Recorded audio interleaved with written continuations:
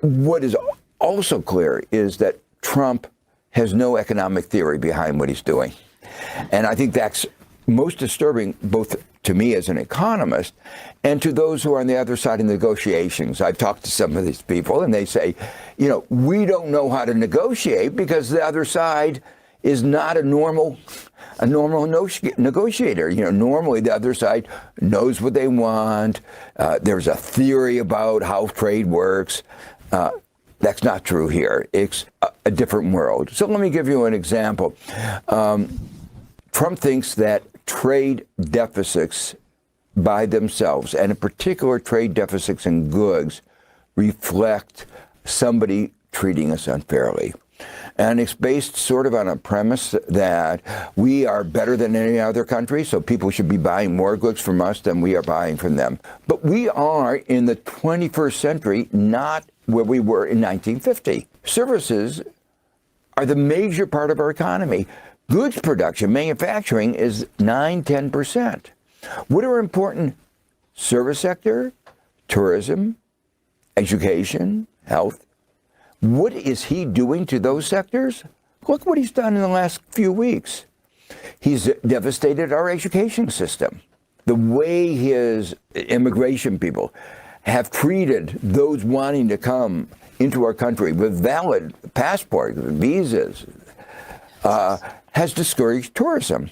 So he is hell-bent at hurting America's major export industry, tourism, and education. I've talked to firms that have thought about bringing manufacturing back to the United States. They say we don't have the logistics, we don't have the supply chains that you need to bring complex manufacturing back.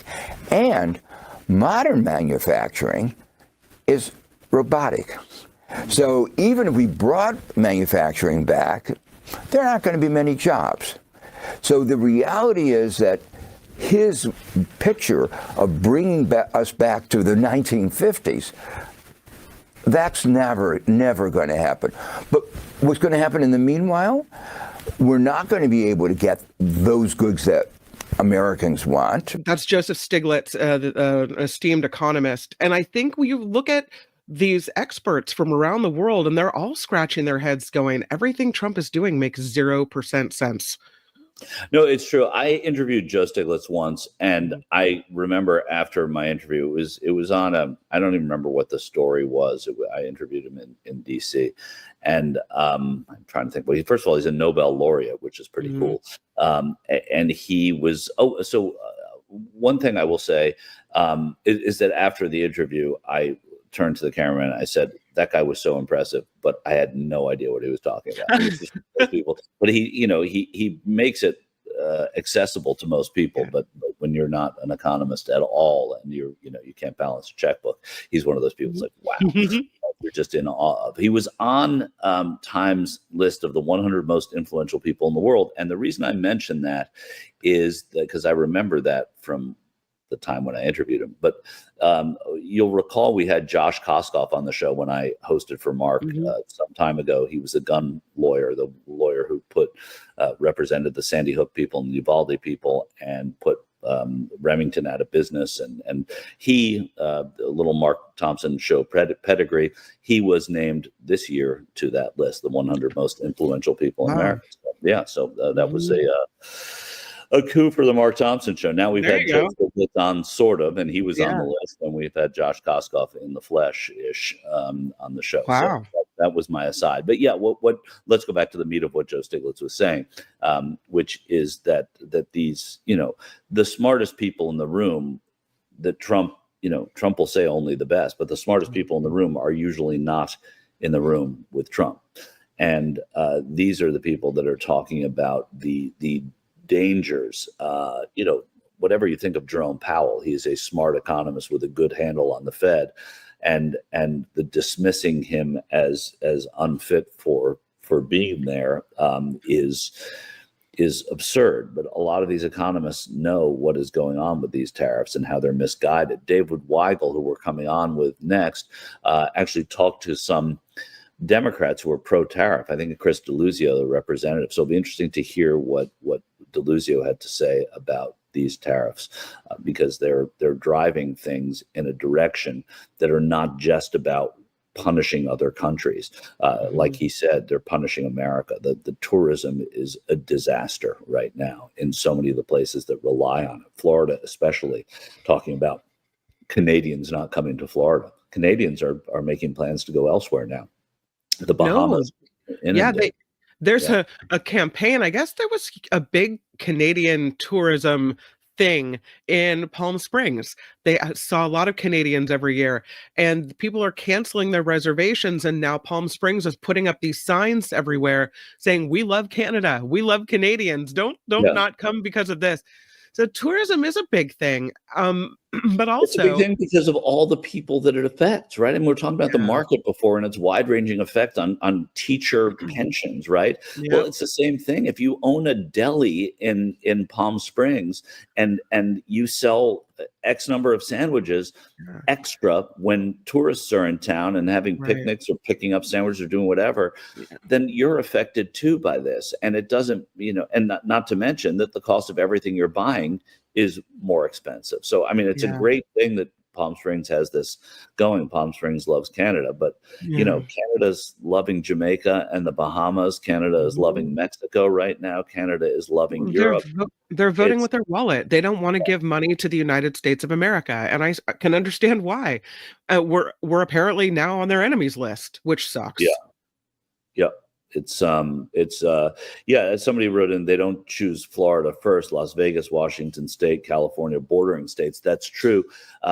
Canadians do, though, make up a big, like there is a huge migration from Quebec every year into Florida, snowbirds, elderly, Mhm. retirees, etc. And they take condos and Airbnbs and hotels, and they are canceling them in droves or not booking them at all. So it is having a practical effect on places. And it's not just Florida. I just happened to have read a pretty in-depth article about that. The effects of these tariffs are far-reaching. What do you think about, and I don't know if you think this has an effect on the economy. I look at it as extra layoffs. I mean, obviously, an effect on the knowledge base in America, but all of the money being pulled from colleges. I was just reading another story, Michael, about the Trump administration planning to yank an additional $1 billion in funding from Harvard because Harvard won't go along and get along with policies the Trump administration wants to inflict on them, including who they can hire, right? What the types of things they can teach. They want to stick their fingers in what Harvard does. And so Harvard, with enough money to say, we're not doing that, can do that. Other institutions might not have that kind of slush fund to be able to rely on. And so I just look at that as bad for the economy too, and in America in general.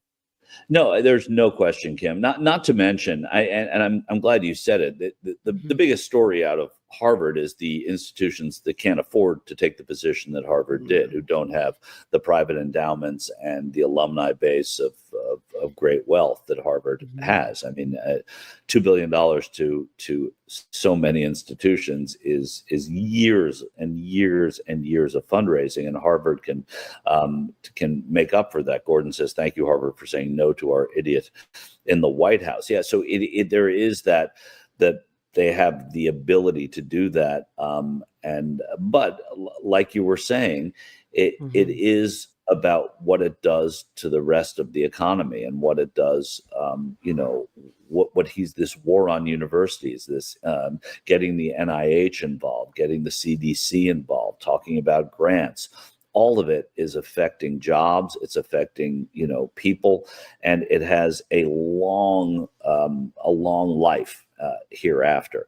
Harvard, I think, will try and help once this episode is over, and certainly this administration try and help many of those institutions who were not able to help themselves during this Yeah. time. Is what I would guess if this is undone at any time. And a great conversation is what can and can't be undone in the Trump administration, the Trump legacy. There are Yeah. certain things that can't be undone, like fake news, right? The Mhm. labeling and the sowing seeds of doubt in the media at every turn. That is, to me, really devastating legacy that this administration will have that the last Trump administration has already had. Hi, it's Mark, and I thought that was great. Hit the notification bell. You'll know whenever there's a new video being dropped, and please subscribe to our channel to help us save the universe.